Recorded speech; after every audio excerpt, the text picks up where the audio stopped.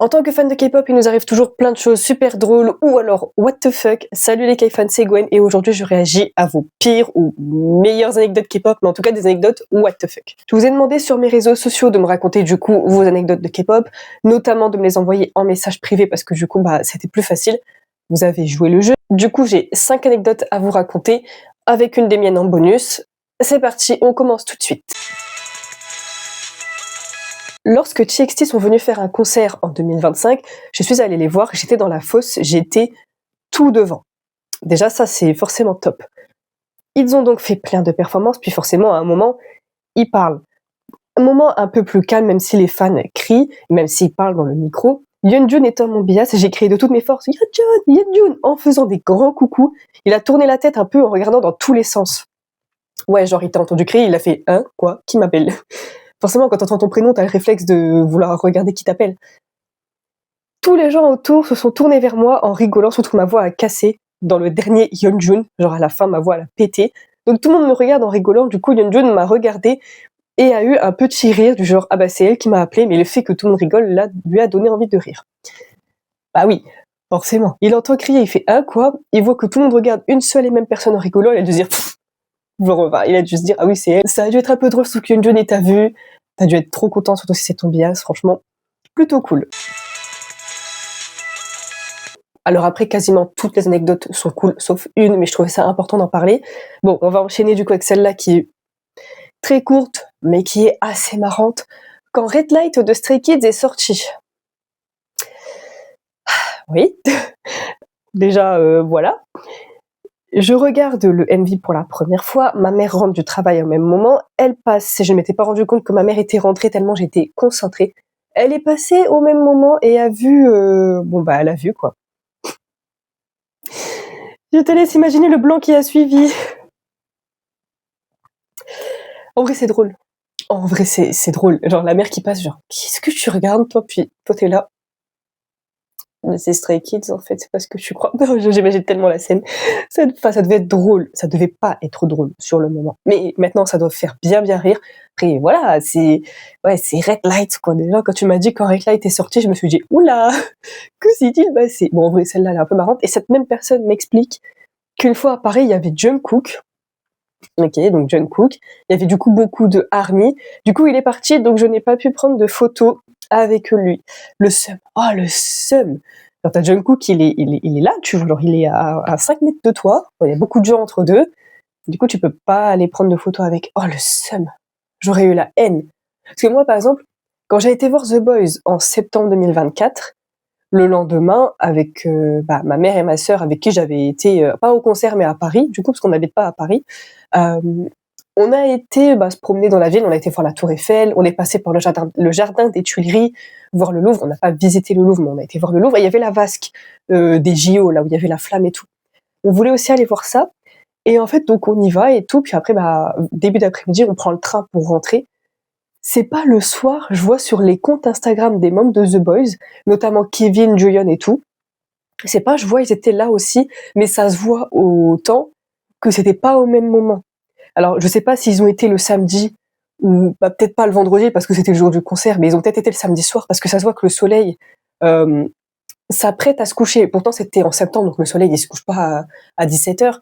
Nous, on y avait été du coup avant midi. Là, ça se voit qu'ils y sont. Il est genre peut-être, je sais pas, 18h quoi. C'est purée, mais à quelques heures près, j'étais au même endroit.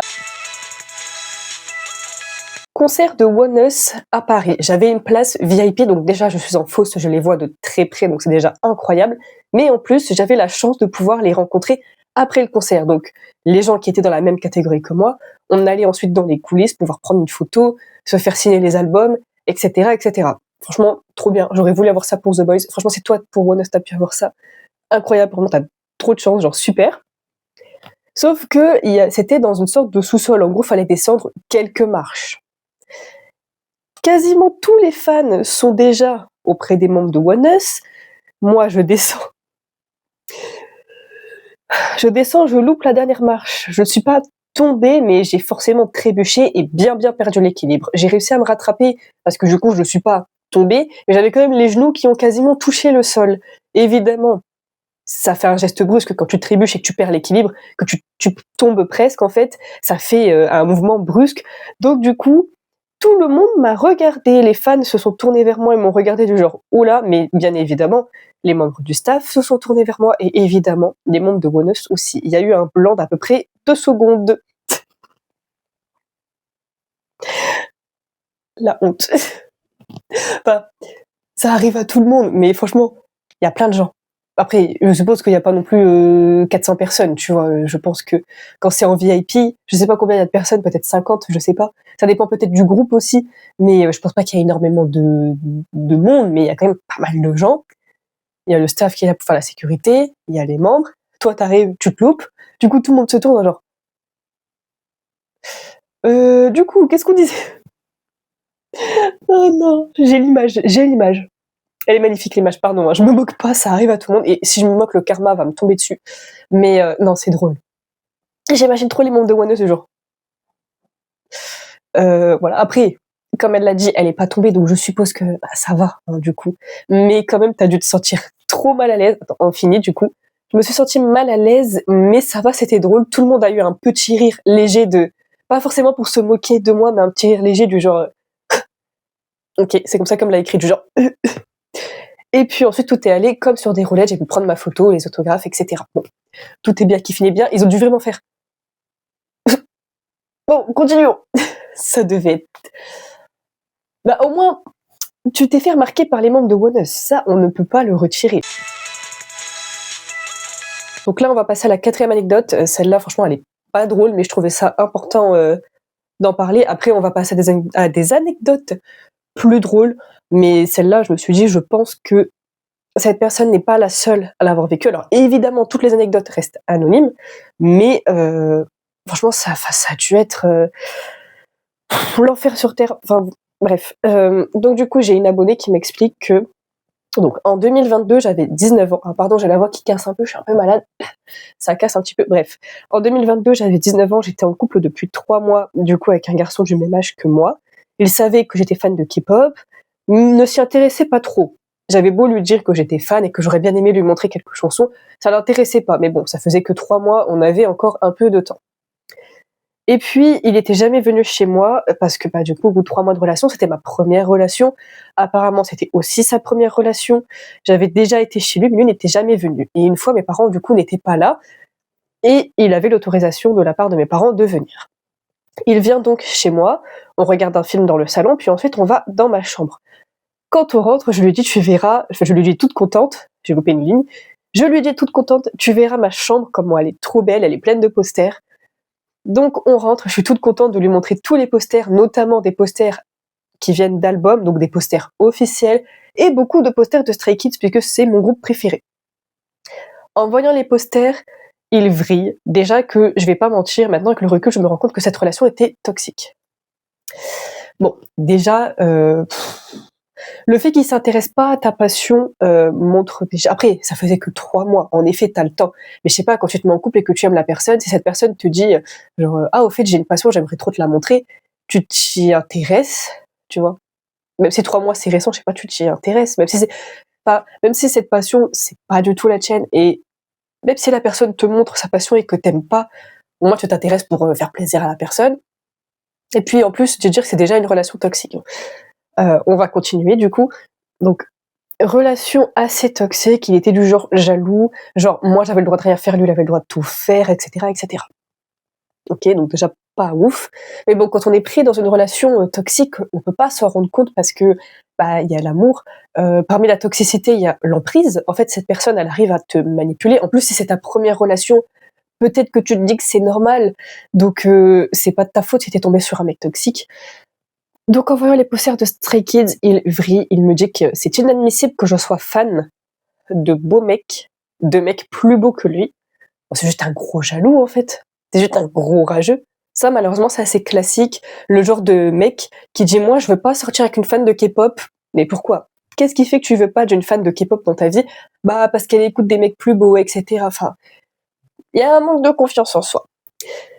Donc il est jaloux du fait que je suis fan de mecs plus beaux que lui. Il me dit que c'est inadmissible, que je ne dois l'aimer que lui, que je ne dois avoir Dieu que pour lui. Je lui dis que c'est lui que j'aime et que eux, ce sont des artistes qui, certes, je les adore, mais bon, dans la vie privée, je les connais pas, donc c'est quand même lui le plus important. Il me dit aussi, je ne leur ressemble pas, je ne suis pas chinois. Classique aussi, celle-là. Il me dit, tu vas enlever tous les posters de tes murs, tu vas jeter tous tes albums, et tu vas arrêter d'écouter de la K-pop. Je lui dis, bah non, parce que c'est une de mes passions, ça fait partie de ma personnalité, et puis même, je vais pas jeter mes albums. Si je veux m'en débarrasser, au pire, je vais les revendre. Oui, si un jour tu veux te débarrasser de tes albums, tu vas les revendre, tu vas pas les jeter. Ça fait gaspillage d'argent.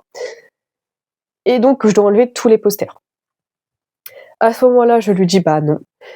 Alors, il a pris quelques posters, dont des posters officiels qui viennent d'albums, et il les a arrachés.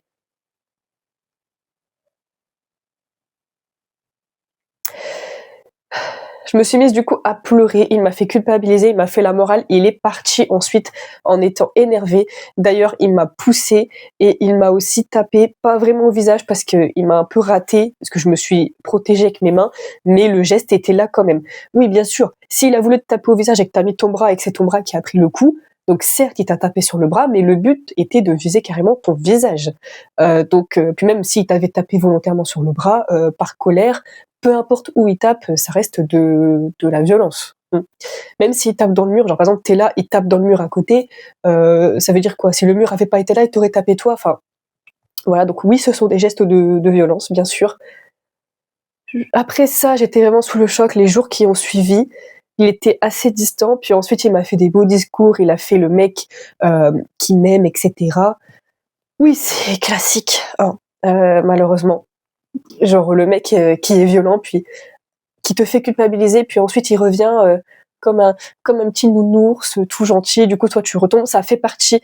Je vais vous mettre à l'écran le cycle de la violence conjugale, le cycle. Du coup, enfin, pas vraiment un cycle en fait, parce que j'ai vu c'est plus considéré comme une spirale dans le sens où c'est assez, comment dire, tout ça, tout le cycle, ça peut avoir lieu en une journée, comme ça peut avoir lieu en un mois. Parce qu'un cycle, dans le nom, cycle, ça veut dire que c'est tout le temps pareil, c'est tout le temps constant. Par exemple, ça va durer une semaine en boucle. Sauf que dans la violence conjugale, ça peut arriver en une journée, comme en 3 mois, comme voilà.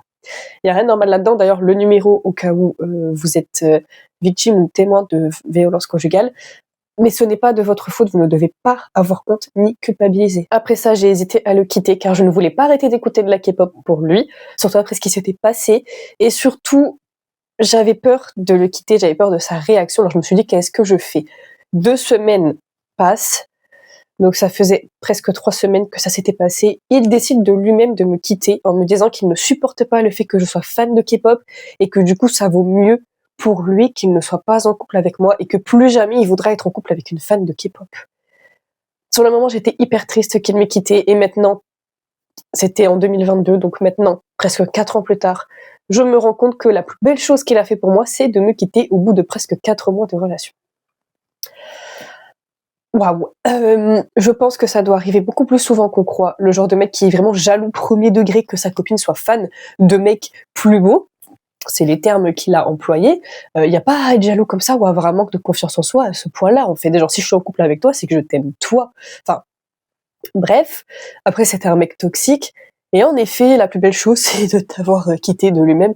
Mais vraiment, le truc de ouais, je peux pas être en couple avec une fan de K-pop, plus jamais je veux être en couple avec une fan de K-pop, mais on s'en fout de toi, en fait. Genre, tu veux pas de nous, bah c'est pas grave, on veut pas de toi.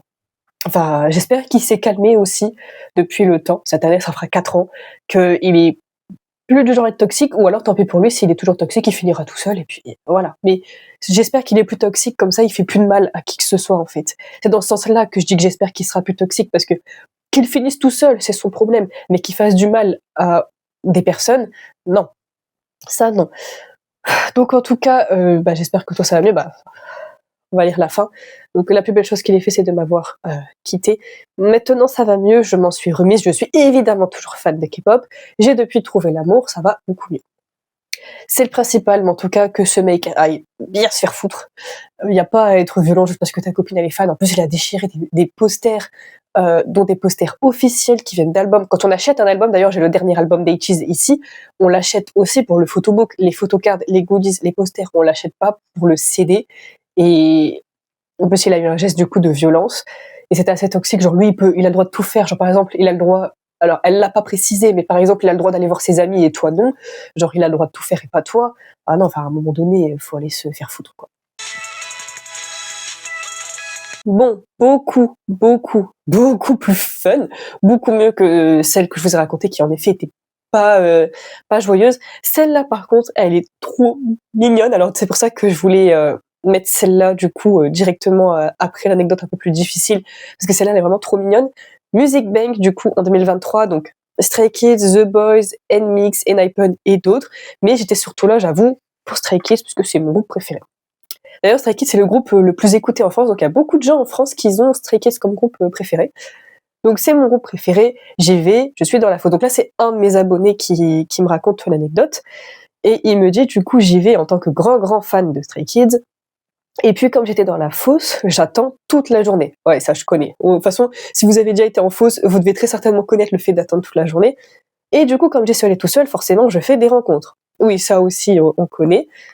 Je fais des rencontres, notamment une fille également très fan de Stray Kids. On discute toute la journée de notre passion pour la K-pop, depuis combien de temps on écoute. On parle beaucoup de Stray Kids. On écoute évidemment de la musique. Il y a même des gens qui font un random dance, etc. Bref, c'est trop bien. Je passe toute la journée à discuter avec cette fille et on va pas se mentir, elle me plaît un peu. C'est croustillant comme anecdote, attention. J'ai l'impression d'être dans Sip and Gossip de Magla. Je suis trop fan. Donc, j'en étais où? Oui, donc, elle me plaît un peu. On discute encore et encore, on rigole bien, il y a un bon feeling qui passe, en tout cas de mon côté, j'espère ne pas me faire des films. Ensuite, bon, forcément, il y a le concert, incroyable, j'ai adoré. La fille aussi a adoré, et comme on s'est vraiment bien entendu, on a décidé de s'échanger nos Instagram pour pouvoir rester en contact. D'accord, ça aussi classique, hein, si vous savez, si vous avez déjà passé un concert avec des gens que vous connaissez pas et tout, en général, on s'échange. Ça, en effet, je l'ai déjà fait. Et donc, du coup, après ça, après les jours qui suivent, on discute même beaucoup, et pas que de Stray Kids, mais aussi de nos vies respectives, de nos autres passions, etc. Bah, on discute tout simplement, on fait connaissance comme des gens normaux, oui, bien sûr, forcément. Mais on parle aussi beaucoup K-pop. Puis le feeling s'installe de plus en plus. En plus, ironie du sort, elle n'habitait qu'à une demi-heure de chez moi, parce qu'on habite tous les deux pas du tout du côté de Paris, assez loin de Paris, plus vers le sud de la France. Donc c'est assez ironique qu'on habite qu'à une demi-heure de route alors qu'on s'est rencontrés à Paris, qui est à plus de 400 km de là où on habite. C'est vrai que c'est un peu ironique. Alors plus vers le sud de la France, donc euh, en dessous de Paris à 400 km de ce que tu me dis. Donc c'est pas le sud-sud de la France, hein, mais c'est au sud de Paris. Donc du coup, le feeling s'installe de plus en plus à force de discuter, et au bout d'un mois et demi, à beaucoup parler et à se voir de temps en temps, on finit par s'avouer respectivement nos sentiments. Nous sommes depuis ensemble et nous sommes hyper heureux. J'ai donc rencontré l'amour dans la fosse du Music Bank, ayant le seul but au départ d'aller voir Stray Kids, et maintenant je suis heureux dans mon couple. À part faire ça, je sais pas quoi dire. C'est génial. Parce que faire des rencontres dans la fosse, si vous avez déjà fait un concert en fosse à attendre toute la journée, vous avez forcément fait des rencontres, rester en contact avec, genre on s'échange nos Insta. Ça veut pas dire qu'on va discuter et devenir potes, mais au moins on a des nouvelles, tu vois, et tout, ok. Mais genre là, au point d'avoir rencontré l'amour, genre vous avez rencontré l'amour grâce à Stray Kids. Enfin, il n'y avait pas que Stray Kids, mais c'était dans le but d'aller les voir, quoi. C'est incroyable ça. Et en effet, c'est vraiment ironique, quoi, que vous habitez pas loin. Après, je vais pas vous mentir, j'ai eu beaucoup d'anecdotes du genre, j'ai dépensé tout mon argent dans des albums de K-pop, j'ai caché à ma famille le fait que j'étais fan de K-pop parce que j'avais peur de leur réaction, parce que ma famille est assez conservatrice, etc. J'ai eu plusieurs messages comme ça, et j'ai eu aussi plusieurs personnes qui m'ont dit, j'ai eu 2 fois de suite, dans 2 albums différents, les photocards de mes bias, enfin, c'est des trucs assez classiques. Alors malheureusement, le cacher à sa famille, ça peut être classique pour plein de gens, mais c'est pas non plus quelque chose de bien. T'as pas envie de cacher à ta famille ta passion, donc c'est un peu triste dans un sens, mais c'est je l'ai caché et pas je le cache, donc je suppose que du coup ça va forcément mieux. Et j'ai dépensé tout mon argent. Bon, c'est classique, hein, voilà, j'ai dépensé tout mon argent dans des albums. Alors tout mon argent peut-être pas, je sais pas, mais c'est assez classique. Alors c'est pas parce que c'est classique que c'est pas rigolo, hein, je ne dis pas le contraire. Mais après vous avoir raconté du coup des anecdotes, notamment des anecdotes croustillantes avec le M-Countdown, c'est ma préférée.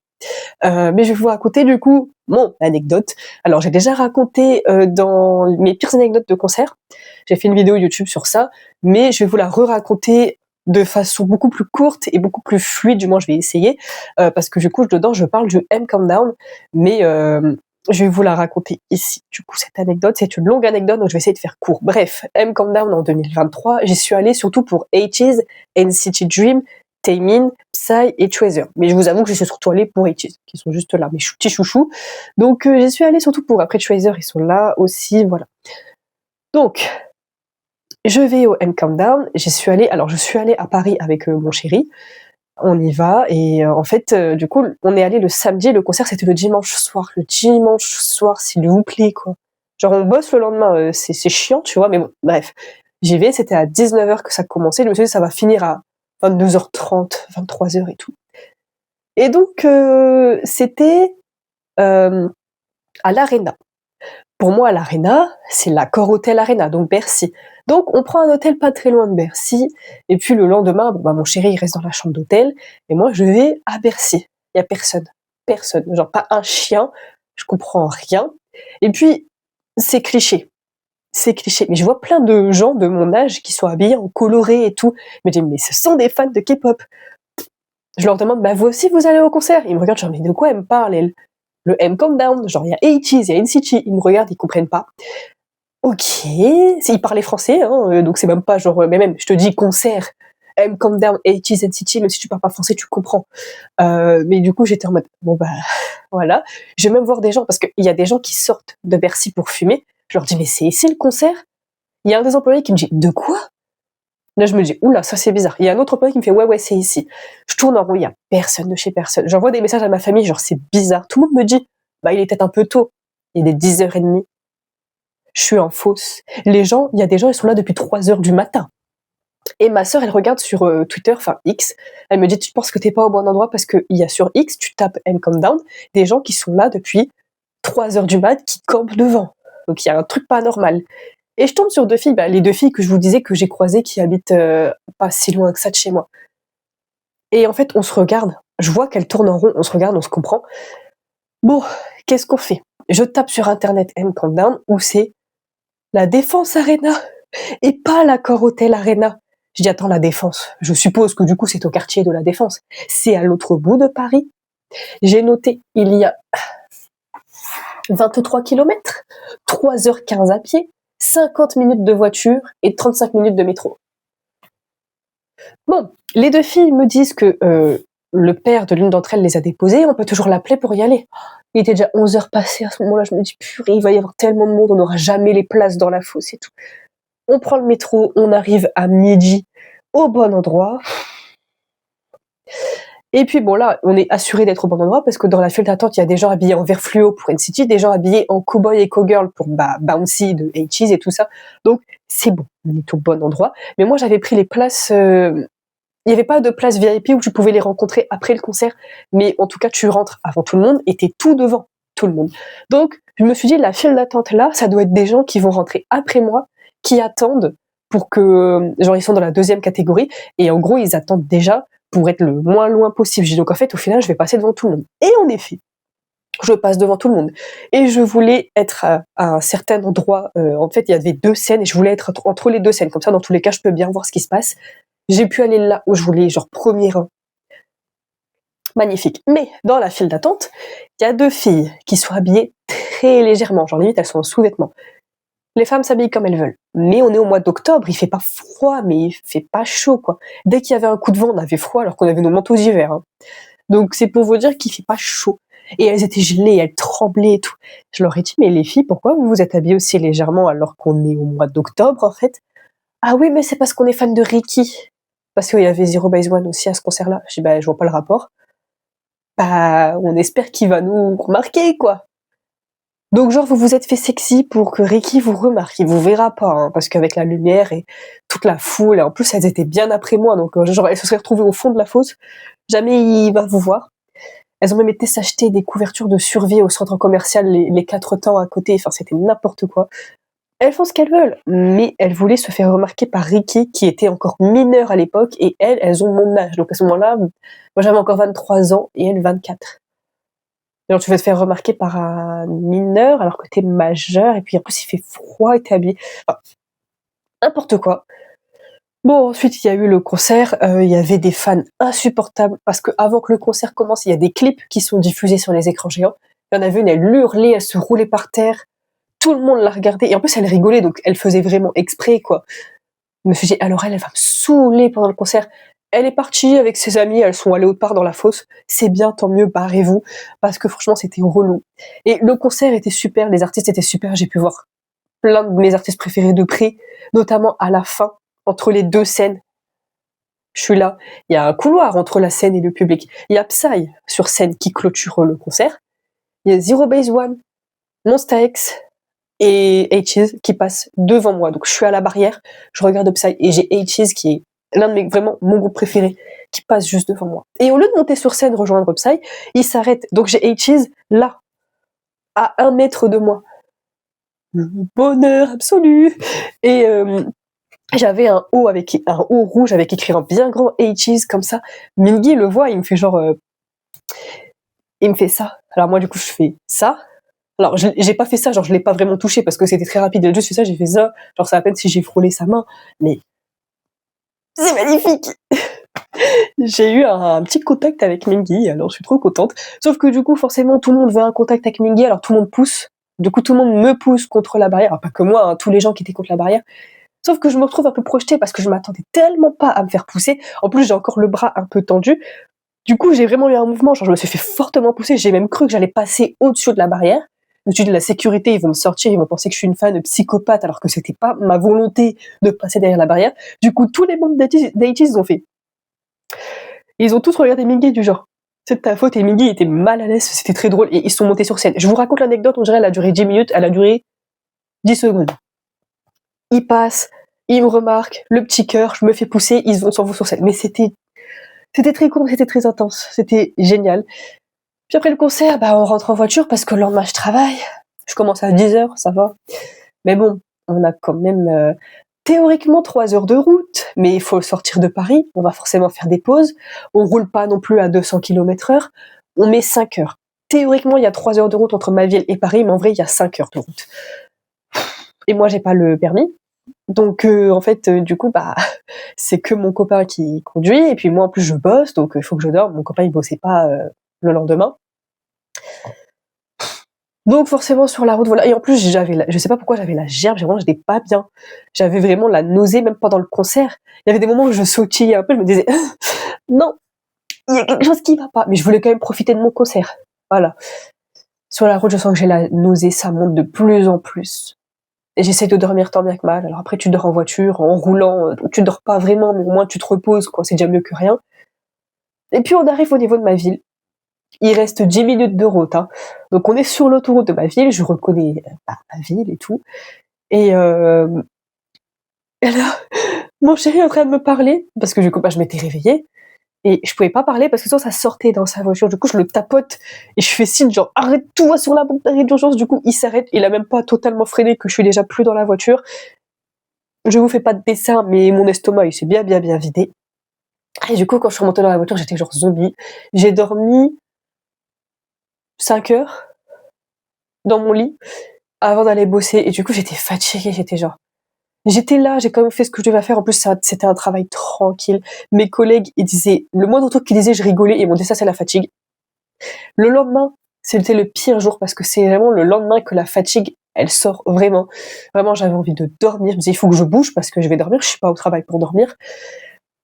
Mais en vrai c'était génial avec le recul, je me dis, se tromper de salle, mettre 2 heures pour aller à la bonne salle, être dans une file d'attente avec des gens qui veulent s'habiller sexy pour se faire remarquer par un membre mineur, les gens chiants à l'intérieur, le fait que dès que je danse, je sens que je vais vomir, donc je peux pas profiter à fond du concert. le fait d'avoir un petit contact avec ATEEZ. Et après, j'ai eu vraiment la gerbe sur la route. Avec le recul, c'était drôle. Mais du coup, c'était mon expérience du M-Countdown. Mais voilà, du coup, vos anecdotes ou what the fuck de K-pop. Dites-moi ce que vous pensez de toutes ces anecdotes. Laquelle est votre préférée? N'hésitez pas à mettre dans les commentaires d'autres anecdotes pour que je puisse vous répondre.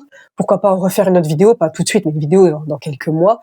Dites-moi du coup si ça vous a plu, l'anecdote qui vous a le plus plu. Moi, je reste très choquée par le mec toxique avec l'histoire là. Enfin, voilà. Ma préférée, c'est celle du Music Bank. Et la mienne, quand même. Le M-Countdown, non mais en dehors de la mienne, bien évidemment le M-Countdown, enfin le Music Bank. Donc dites-moi les vôtres, abonnez-vous, mettez un like, venez me rejoindre sur Instagram et sur TikTok, c'est le même pseudo partout. Merci d'avoir regardé la vidéo jusque là et on se dit à la prochaine les K-fans.